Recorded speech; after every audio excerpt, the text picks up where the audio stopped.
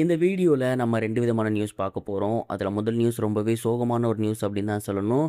பிரபல சைன திரைப்பட நடிகரான பேட்ரிக் ட்ரைசன் அவர்கள் சமீபத்தில இறந்து போயிருக்காரு அப்படிங்கிற செய்தி வெளியாகி, எல்லோருக்கும் மிகப்பெரிய ஒரு சோகத்தை ஏற்படுத்தியிருக்கு அப்படின்னு தான் சொல்லணும். சைனால மிகப்பெரும் ஹிட்டான படம் தான் ஹாங்காங்.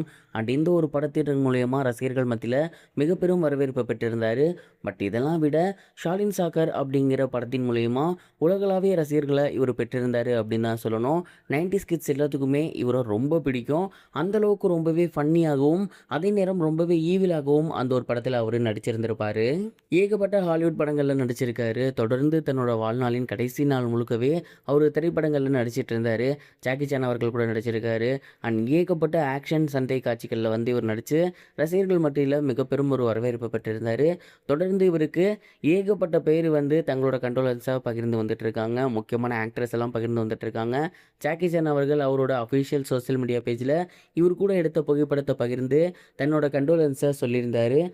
இவருக்கு வயது மூப்பு காரணமாக தான் இந்த ஒரு மரணம் அப்படிங்கிறது நிகழ்ந்திருக்கு.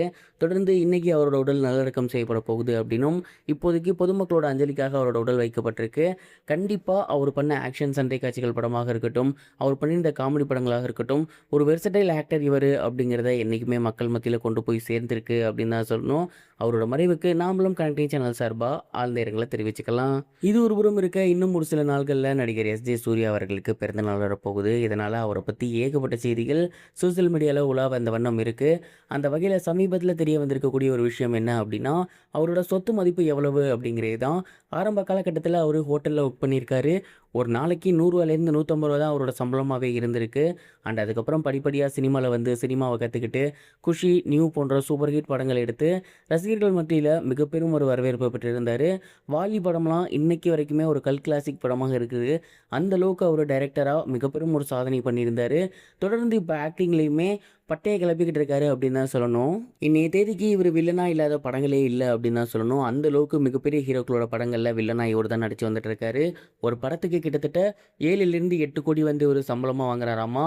கடைசி 2 வருஷங்களில் மட்டுமே இவர் கிட்டத்தட்ட 20 to 30 படங்கள் வந்து சப்மிட் பண்ணியிருக்காரு. அந்த அளவுக்கு ரொம்ப சூப்பராக ஃபாஸ்ட்டாக நடித்து வந்துட்டு இருக்காரு. சென்னையில் இவருக்கு 2 வீடு இருக்குது. அவரோட சொந்த ஊரில் ஒரு வீடு இருக்குது. BMW கார் இருக்குது. இப்படி ஏகப்பட்ட சொத்துக்கள் வந்து அவர்கிட்ட இருக்குது. ரவுண்ட் பண்ணி சொல்லணும் அப்படின்னா கிட்டத்தட்ட 100 150 கோடி வரையான சொத்துக்கள் வந்து இப்போ எஸ்.ஜே. சூர்யா அவர்கள்ட்ட இருக்காமா. அந்த சொத்துக்களை அப்படியே அவர் மறுபடியும் சினிமாவுக்கு தான் இன்வெஸ்ட் பண்ண போகிறாரு. இப்போ வரைக்கும் எஸ்.ஜே. சூர்யா அவர்கள் கல்யாணம் பண்ணிக்கல. அதனால் வந்து பார்த்திங்கன்னா அவரோட சொத்துக்கள் மறுபடியும் அவர் சினிமாவில் தான் இன்வெஸ்ட் பண்ணுவேன் அப்படிங்கிற மாதிரி சொல்லியிருந்தார். சமீபத்தில் கூட கில்லர் அப்படிங்கிற ஒரு படத்தை அவரே ப்ரொடியூஸ் பண்ணி நடித்து வந்துட்டு இருக்காரு. அந்த படத்தோட இறுதிக்கட்ட பணிகள் ரொம்பவே விறுவிறுப்பாக நடந்து வந்துட்டு இருக்கு. இது வரைக்கும் கனெக்டிங் டிவிக்கு சப்ஸ்கிரைப் பண்ணனா மறக்காமல் சப்ஸ்கிரைப் பண்ணிக்கங்க. உடனடி அப்டேட்ஸ் பெறுவதற்கு நோட்டிஃபிகேஷன் பெல்லையும் கிளிக் பண்ணிக்கங்க.